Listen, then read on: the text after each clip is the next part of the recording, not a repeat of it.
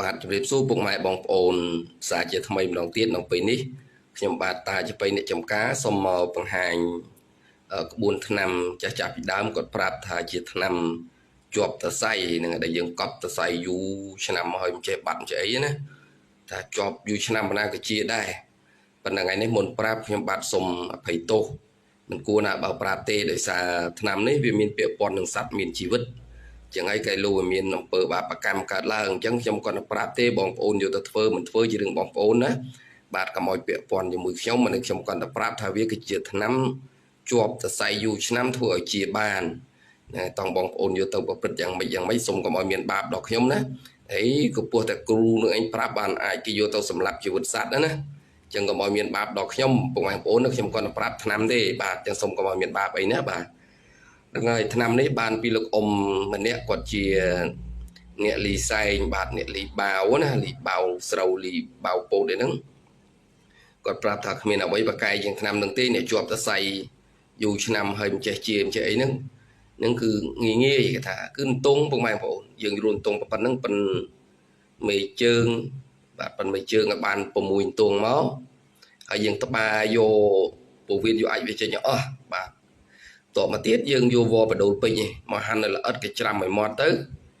ហើយញាត់ចូលក្នុងតួងឲ្យពេញក្នុងពោះវិញទៅណាបាទញាត់ចូលពេញហើយយកទៅឆ្អើបាទឆ្អើលុះត្រាតែក្រៀមមួយស្រួយប្រាវបាទហើយគេថាឆ្អើគេថាអត់ឲ្យបខំទេឆ្អើតាមដំណើរអញ្ចឹងទៅបាច់ឆ្អើបខំទៅឲ្យវាឆ្អិនល្អឲ្យស្រួយដូចតែឆ្អើបាទស្រួយអញ្ចឹងហើយគាត់ថាយកមក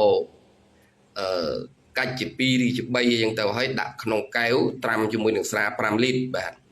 ទង6ប៉ុនមេជើងត្រាំជាមួយនឹងស្រា5លីត្រហើយទុករយៈពេលចាប់ពីកន្លះខែទៅ2ខែឬក៏3ខែគាត់ថាអញ្ចឹងណាចាប់និយាយចំទៅប្រឡោះ3ខែមក1ខែកន្លះខែហ្នឹងពី15ថ្ងៃទៅដល់ប្រឡោះ3ខែហ្នឹងបើរឹតតែយូរកណ្ណាគាត់ថារឹតតែល្អកណ្ដឹងណាបាទហើយយើងហូបមកបាទគ្រប់3ខែហើយឬក៏គ្រប់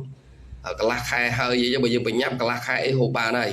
ប៉ុន្តែថាបើកន្លះខែយើងឲ្យអាសាបើគោបាទមួយថ្ងៃបើគោម្ដងមួយថ្ងៃគោម្ដងទៅឲ្យថ្នាំវាចេញណាបាទហើយហូបមួយថ្ងៃ3ដងបាទដបទឹកសុទ្ធមានដបទឹកសុទ្ធប្រាប់គាត់ប្រាប់រង្វល់គាត់ដបទឹកសុទ្ធដូចខ្ញុំដែរបាទយើងនេះបើអ្នកជាហូបយើងដាក់3កាំនេះទៅបាទ3កាំបើថាអ្នកជាហូប2កាំបាទរកពីគូតមក1 2បាទ2កាំយើងកាត់នឹងប៉ាត់មកហូបមួយថ្ងៃ3ដងព្រឹកមុនបាយម្ដងថ្ងៃម្ដងល្ងាចមុនបាយម្ដងបាទតែហូបតែប៉ុណ្្នឹងទៅអស់តែស្រា5លីត្រហ្នឹងអាកប់សរសៃយូរឆ្នាំមកគឺជាសះស្បើយតែម្ដងបាទអញ្ចឹងថ្នាំនេះគាត់ថាគាត់ដូនតាគាត់ប្រាប់មកហើយអ្នកលីសែងជាប់សរសៃលីបាវលីអីហ្នឹងតែជាប់សរសៃទៅខាន់លីបាវធ្វើតែនឹងហូបគឺជាបាទអញ្ចឹងខ្ញុំមកយកប្រាប់បងប្អូនបាទបងប្អូនចេះដឹងបាទហើយតែខ្ញុំសុំតែប៉ុណ្ណេះទេសុំកុំឲ្យមានបាបដល់ខ្ញុំណាបើនឹងខ្ញុំប្រាប់ថ្នាំទេមិនឲ្យបងប្អូនសម្លាប់សត្វទេបាទអញ្ចឹងបងប្អូនជួយshareចែកគ្នាដឹងទៅណាបាទអរគុណច្រើនមានតែប៉ុណ្្នឹងទេបងប្អូនបាទអរគុណ